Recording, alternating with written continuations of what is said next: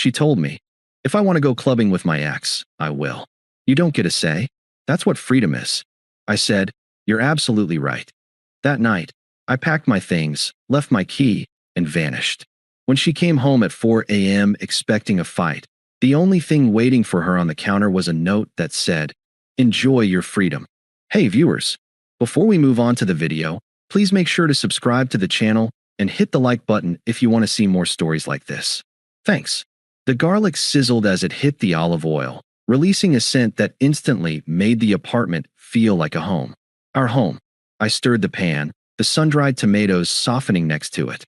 It was Qley's favorite, the pasta arrabbiata from that little Italian place we'd found on our third date. I'd spent an hour getting the sauce just right, a little extra chili flake for kick, the way she loved it. A bottle of Sauvignon Blanc, her preferred brand, sweated in a chiller on the counter.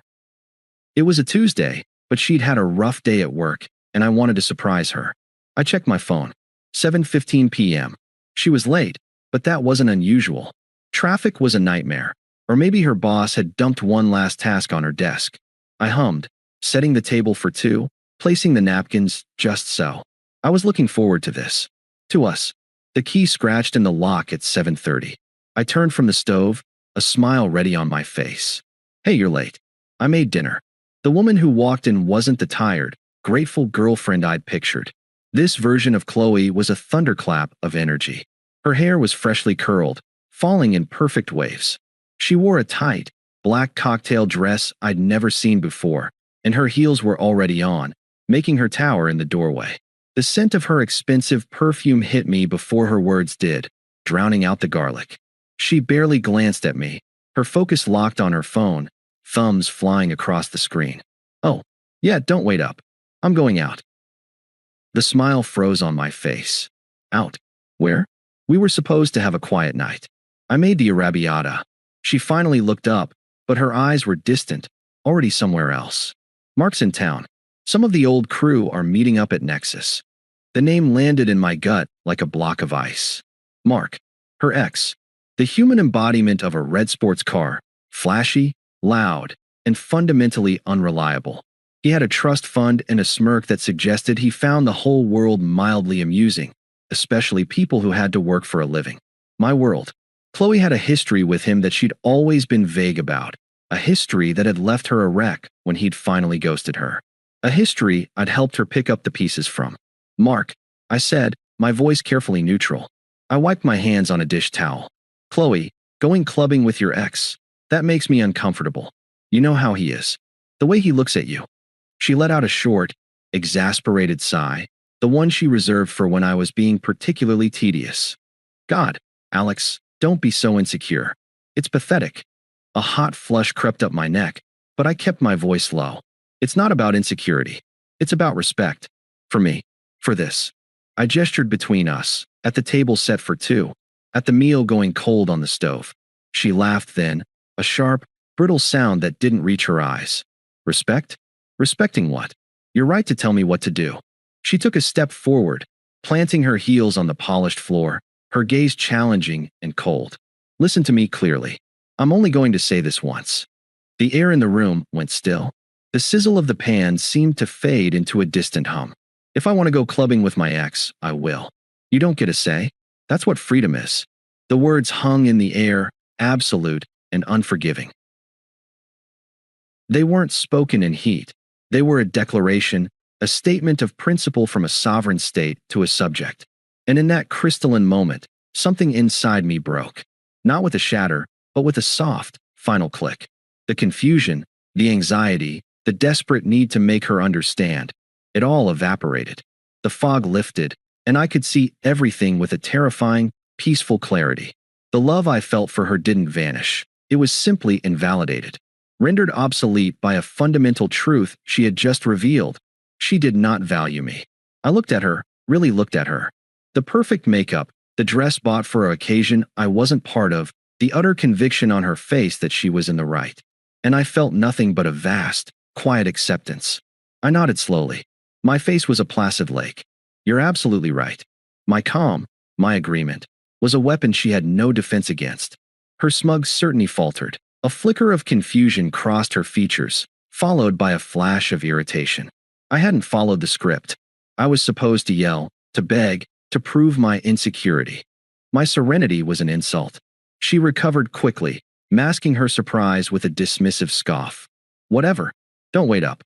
She turned on her heel, the sound sharp and final, and walked out of our home, out of our life, without a backward glance. The door slammed shut, the vibration echoing through the silent apartment. I stood there for a full minute, just breathing. The scent of ruined pasta filled the air. I walked to the stove, turned off the burner, and placed the lid on the pan. It wasn't a gesture of anger. It was simple tidiness. The chapter was closed. There was no more us. I went to the hall closet and pulled out my large suitcase and a duffel bag. I worked with a methodical, detached efficiency. This wasn't a rage-fueled purge. It was a strategic withdrawal. I opened drawers, folding my clothes with care, selecting only what was mine, what I needed. I left the sweater she'd bought me for my birthday. I left the silly matching pajamas we'd worn last Christmas. Those belonged to the ghost of the man I was 5 minutes ago. I packed my laptop, my important documents from the fireproof box, the watch my grandfather had left me. I took the book I was reading from the nightstand. I was a surgeon, neatly excising myself from a terminal host. When the bags were full, I went to the small desk in the corner and took a single sheet of printer paper. I uncapped a pen. I didn't hesitate. I wrote 3 words in my clean, clear handwriting. Not a goodbye, not an accusation. A simple, factual statement that reflected her own philosophy back at her. Enjoy your freedom. I walked back to the kitchen counter. I placed the note upright, leaning it against the stem of the wine glass I had chilled for her. Then, I reached into my pocket and pulled out my keychain. With numb fingers, I worked the key to this apartment, her apartment now, off the ring. It made a soft, metallic clink as I set it down on the counter next to the note. I took one last look around. The set table, the cooling pan on the stove, the closed door of the bedroom we'd shared. There was no sadness, only the profound, weightless sensation of a burden being lifted from my shoulders. I picked up my bags, opened the door, and stepped out into the hallway. I closed it softly behind me, not a slam, just a click of finality. I didn't look back. The ghost was already gone. The first thing I did was drive to a 24-hour hotel on the other side of the city. It was a chain, clean and anonymous.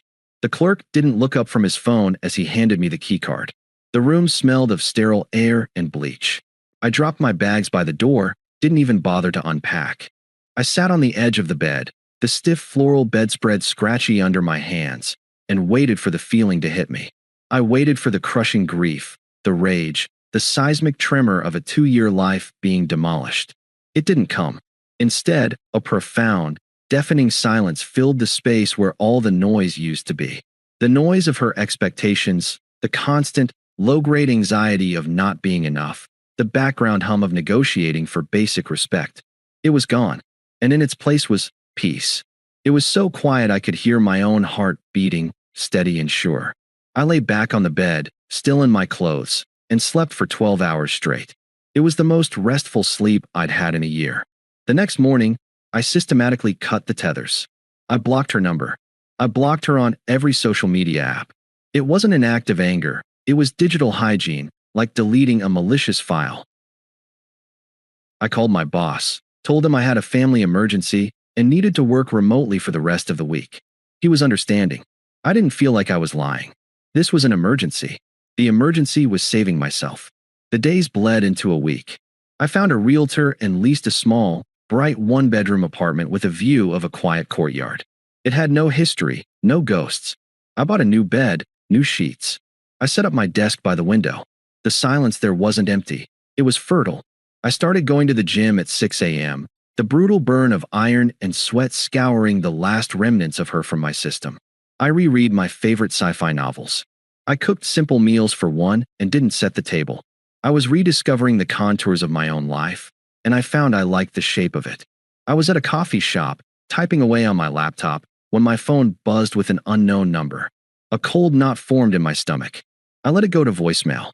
A few minutes later, the notification popped up. Curiosity, that old poison, got the better of me. I put in my headphones and listened. Her voice was sharp, tinged with irritation, as if I were a child who had misplaced her car keys. Alex? What the hell? Where are you? I come home, and all your stuff is, just call me. This isn't funny. I deleted the voicemail. The knot loosened. She wasn't hurt or remorseful. She was inconvenienced. 3 days later, a text from a different number lit up my screen. Unknown number. Okay, I get it. You're making a point. You can come back now. We can talk about this like adults. I stared at the message. Come back now. As if she was summoning a dog that had strayed too far. There was no I'm sorry. No, I was a monster.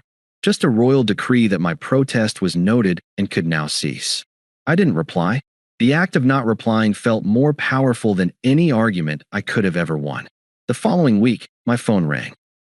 It was Jess, a friend we shared, though she was always more Qley's than mine. I considered letting it go, but I felt a need to draw a line in the sand for anyone who might try to cross it. I answered, Jess. Alex, hey. Her voice was strained, faux concern layered over clear annoyance. Look, I just got off the phone with Qley. She's a mess. She says you just left. No warning, nothing. What's going on? I said nothing, letting the silence press against her. She filled it, her tone turning accusatory. What you did was really cruel, you know. You can't just ghost someone like that after 2 years. It's emotionally abusive. Cruel. The word echoed in my mind. I had given Qley exactly what she asked for. I had granted her the ultimate freedom, and in doing so, I had claimed my own. And I was the cruel one. Jess, I said, my voice flat and calm. There's nothing to discuss. But I ended the call. I didn't need to justify my freedom to one of her subjects. I blocked her number 2. The karma arrived not with a bang, but through a whisper. A guy I knew from the gym, Mike, who was tangentially connected to Mark's circle, sidled up to me while I was re-racking weights. Hey man, he said, wiping his brow. Heard you, and Qley called it quits. I simply nodded, adding another plate to the leg press. Rough deal, he continued, a little awkwardly. Especially with how it went down with that tool Mark. I kept my expression neutral, but I listened. Yeah, apparently he was just in town for a weekend, wanted an easy hookup. Told his boys Qley was convenient and nostalgic. Soon as he got what he wanted Sunday morning, he bounced. Ghosted her harder than you did, from what I hear. Mike let out a low whistle. She's been posting some seriously sad stuff online. Guess her freedom came with a hefty price tag. I finished my set, the muscles in my legs burning with a clean, honest pain. I felt nothing for her. No schadenfreude, no pity. It was just data. A predictable outcome for a poor investment. Her grand act of defiance, her claim to autonomy, had boiled down to being a convenient booty call for a man who saw her as a living monument to his own ego. She had traded a man who would have walked through fire for her for a man who wouldn't even return her text. I thanked Mike for the spot, and as I walked out of the gym into the crisp evening air, I felt lighter than I had in years. The last thread, the one of wondering what if, had been severed. She had unraveled completely, and I was finally, truly, free. The middle was over. The rise had begun. 6 months to the day after I vanished, I was sitting in a sun-drenched cafe, sketching designs for a new client on my tablet. The coffee was rich, the music was good, and the weight I had been carrying for years was a distant memory. I was, for the first time in a long time, genuinely happy. Not the performative happiness of a staged photo, but the quiet, steady kind that comes from within. My phone, face up on the table, lit up with a number I didn't recognize. The area code was the same. A part of me, the part that had been conditioned by 2 years of chaos, tensed. But the new me, the one who had built a life on a foundation of peace, felt only a detached curiosity. I swiped to answer, my voice calm and neutral. Hello. There was a sharp intake of breath on the other end. Then, a trembling, fragile voice I hadn't heard since that night. Alex, oh my God, you answered. It was Qley. Her voice was a wreck, stripped of all its former arrogance. It was raw and small. Please, I need to see you. I was so stupid. Mark, he was nothing. You were everything. What I said, I didn't mean it. I took a slow sip of my coffee. The liquid was perfectly bitter, perfectly warm. I think you did, I said, my tone even, as if stating a simple fact of physics. No, the word was a desperate plea. I was testing you. Or I was scared. I don't know. Please, can we just meet? I'm at my apartment. It's so empty without you. Testing you. The words were like a key clicking in a lock, revealing the entire, manipulative mechanism. She had seen our relationship as a series of tests, and I had just failed the final one by refusing to play the game. "I'm busy, Qley," I said, my gaze drifting to the sketch on my tablet. A clean, elegant design for a future I was building for myself. "Busy? With what?" The fragility in her voice began to crack, revealing the steel of entitlement beneath. "This is more important than us. After everything, there is no us," I stated, the finality in my voice absolute. "There hasn't been for 6 months. The dam broke. The pleading vanished, replaced by the sputtering rage of someone who was being denied a script they believed was theirs by divine right. So what, that's it? After 2 years, you just run away? You're a coward, Alex. You didn't even have the balls to fight for me. You just packed your little bags and snuck out in the night like a thief." I let her words hang in the air, giving them the silence they deserved. They were meant to wound, but they bounced off the armor of my indifference. She was screaming into a void. When I spoke again, my voice was lower, flatter than before. It wasn't angry. It was final. It was the sound of a judge reading a verdict that had been decided long ago. "You told me you wanted freedom from my opinion." I began, each word measured and clear. "I granted it. You told me I didn't get a say, so I stopped having one. About you, about US, about any of it. The moment you walked out that door, you became a stranger to me, and I don't waste energy on strangers." I could hear her ragged breathing on the other end, a storm of impotent fury and shattered pride. "Don't contact me again." I ended the call. I didn't slam the phone down. I simply set it back on the table, the screen going dark. I took another sip of coffee. It was still perfectly warm. I turned back to my sketch. The world had not shifted on its axis. It had remained perfectly, blessedly steady. A week later, I was meeting Sarah for coffee. Sarah, who I'd met at a gallery opening a month prior. Sarah, who was sharp, kind, and whose eyes held a quiet confidence that had never needed to belittle anyone else. We were at the same cafe, laughing about a terrible movie we'd both seen, when the bell on the door chimed. Qley walked in. She looked diminished. The vibrant, clubbing dress was replaced with faded jeans and a sweatshirt. Her hair was pulled back in a messy ponytail. There were shadows under her eyes that makeup couldn't hide. She was alone. Her gaze swept the room and landed on me.